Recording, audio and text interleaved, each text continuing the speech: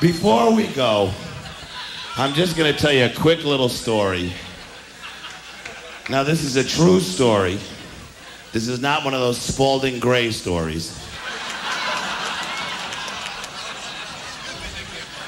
But the way I used to make my living up until a couple of years ago is I would get 5 or 6 guys with guitars and bongo drums and stuff. And we would get in the back of a Dodge Ram van.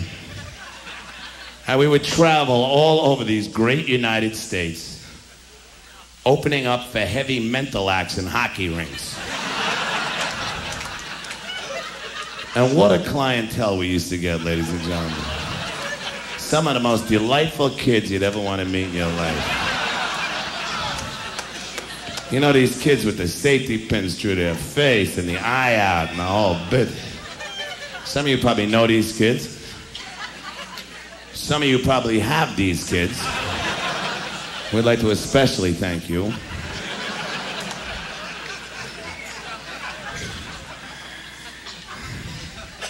I remember, I think, I was out on one such sojourn for about 6 months. Every night, heavy mental, heavy mental. And I'll never forget, it was the middle of February, and I got back to New York. And I remember I had $14 left in my pocket and a bloody nose. And I went to my old apartment and I knocked on the door and this big palooka answered. And it seems like my girlfriend had sold the apartment and all its furnishings and run off with a photorealist. Now, I know I should have called. I should have written a letter or something. But, you know, they keep you jumping out there. You got interviews every day. Hit parade or... wet cream. Yeah, all that stuff. Forget about it. All that heavy mental business. So I'm standing out in the street. It's snowing. I'm freezing. I got $14 in my pocket. Of course, that damn chronic bloody nose. But I got that fixed at Prettykin's. I'll tell you about that later. So I didn't know what to do. So what I did was I checked into a joint called the Hotel Earl. Now, for those of you who don't know the Hotel Earl, it's one of our mid-priced hostilleries in New York. Down in the Greenwich Village section of town. It's kind of like that hotel that's upstairs from Big Al's.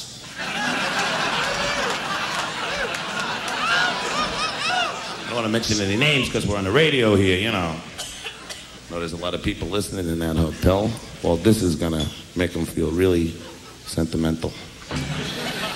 I'll never forget the first night I'm lying there on that bed in that room. One of the windows is broken. They have a piece of cardboard stuck in there. It's freezing. I got all my clothes on. I'm lying on the bed. I got a bottle of cheap wine. There's all cracks on the ceiling, bare light bulb, and I'm watching the cockroach races. And like a schmuck, I'm taking bets with myself. So, David, which one you got? I don't know, Buster. You pick this one. Which is nice. It's nice when you're all alone to have somebody to talk to. But you invariably wind up drinking twice as much. So, Buster, have a little drink. Gladly. David, you have a drink. Nah, no thanks, I had enough. Have a drink. Okay, Buster, all right, all right. So I was lying there on that bed that night and I'm thinking, which is always my downfall. And I came to what was probably the biggest decision I ever made in my life, ladies and gentlemen. I decided to kill myself. Yep. It's the ones you least suspect. It's the good time Charlies you gotta keep an eye on. So I'm trying to figure out how I'm gonna bump myself off. I figure for $14, I'm not gonna do it the way I'd always planned.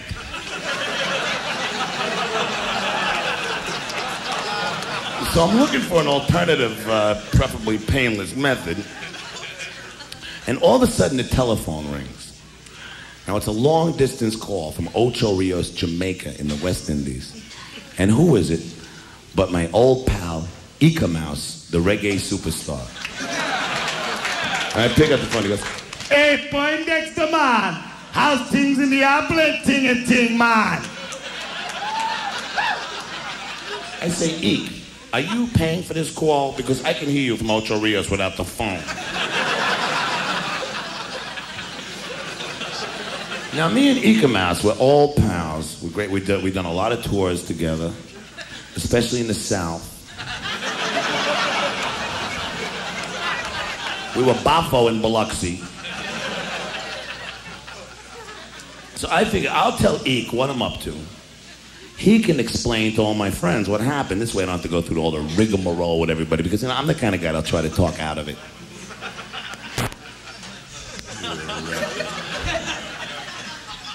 Gotta remember we're on the radio here. So I say, okay, Eek, I'll tell you how things and tings are in the Big Apple and ting, man. I'm gonna bump myself off tonight, all right? You satisfied? He says, "Poindexter, man, don't be a blood-clotted ting, man.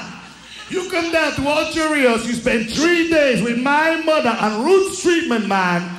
She'll send you back to New York, you feel like $1 million American at ting."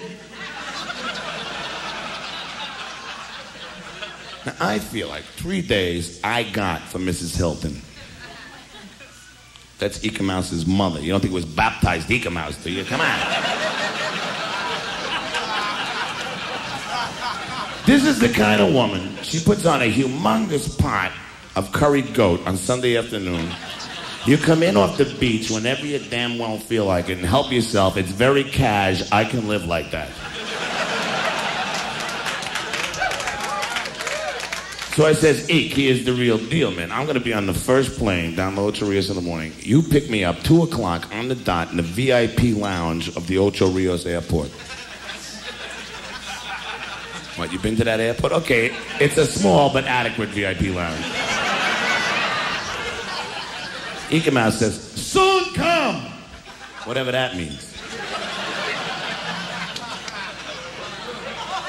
So the next morning, I get on that plane. I walk into the beautiful Ocho Rios Airport VIP lounge, 2 o'clock on the dot, professional. I walk in the joint, no Eek-A-Mouse. So I figure, like, when in Rome, you know what I mean? So I figure, well, I'll have myself a little rum. It was gin. I'll never forget that taste. 2:30, no Eek-A-Mouse. 3 o'clock, still no Eek-A-Mouse. 3:30, no Eek-A-Mouse. 3:35, no Eek-A-Mouse.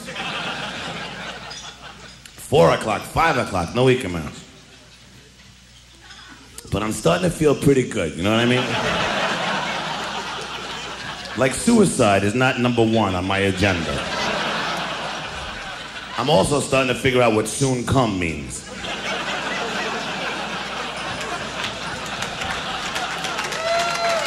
I have what you call the glow. I have the glow. I don't have the glint yet, but I have the glow.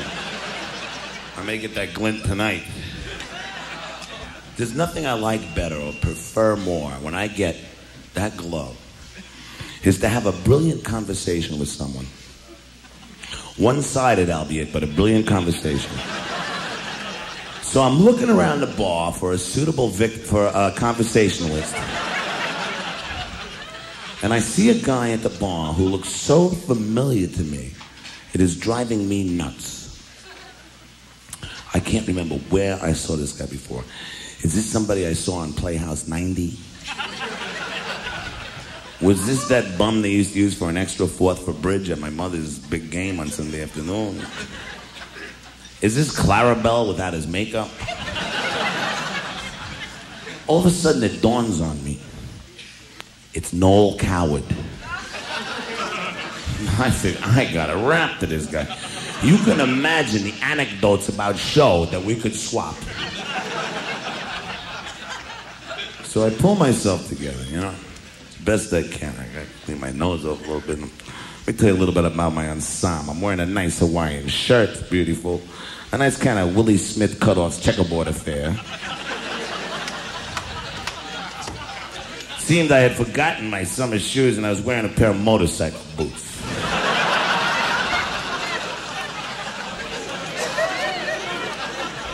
I left hastily.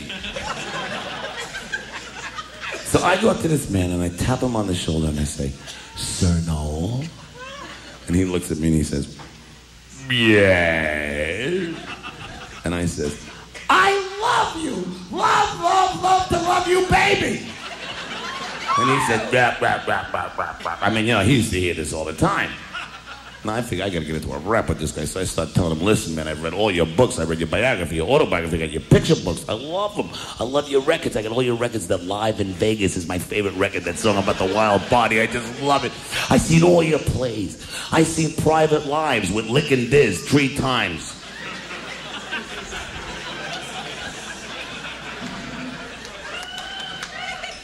I seen Private Lives with Lick and Diz 3 times.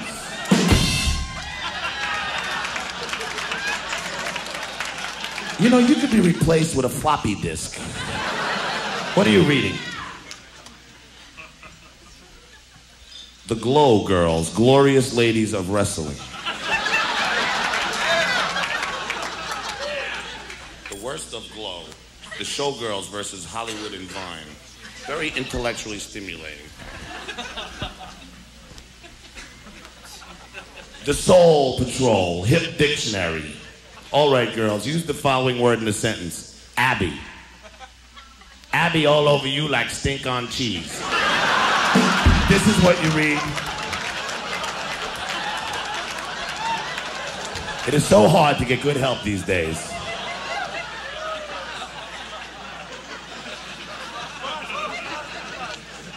Anyway, at this point in the game, Eek-A-Mouse comes skanking into the bar as happy as the day he was born.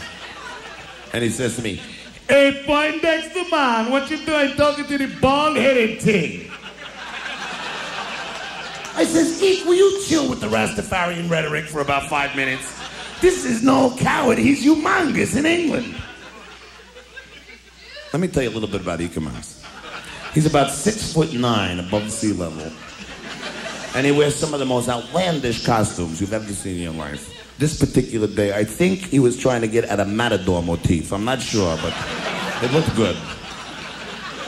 And of course, I've already described my ensemble. So we're standing there next to each other. And Sir Noel's looking at us and he says, "I don't think I've ever seen a more interesting couple in my entire life." And this guy's been around the block 2 or 3 times. He knows what he's talking about. He says, "I would like very much for the 2 of you to come up to my villa in the hills of Ocho Rios, where we shall drink some Pim's cups and sing the good songs, the old songs." I say, "Eek, get in the car, we're going." We get into this beautiful cream-colored Mercedes-Benz. We start cruising through the hills of Ocho Rios. The bougainvilleas are in bloom. It is drop-dead gorgeous. Suicide is like the farthest thing from my mind. So we pull into Sir Noel's pad. Pad schmad. It was a manch. The maid comes running out with this tray full of humongous Pim's cups, and we're sucking them down, and we're smacking each other on the back. We're having a regular riot. Except for Eek-A-Mouse. All evening, all he's been doing is drinking orange juice. And he's getting antsy. You gotta watch him when he gets like this. He's walking around touching things that don't concern him. Not that he's gonna take anything. But you know, we're in a strange man's house and he's picking up little objets d'art, so he's putting them back, of course.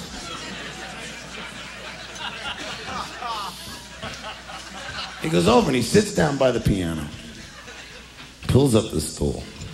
He opens up the piano. He reaches into his pocket and he pulls out this humongous spliff. This thing looks like a Philadelphia cheesesteak in deli wrapper. And I go, oh, here we go. He puts the thing in his mouth. He lights it up and he starts honking on it.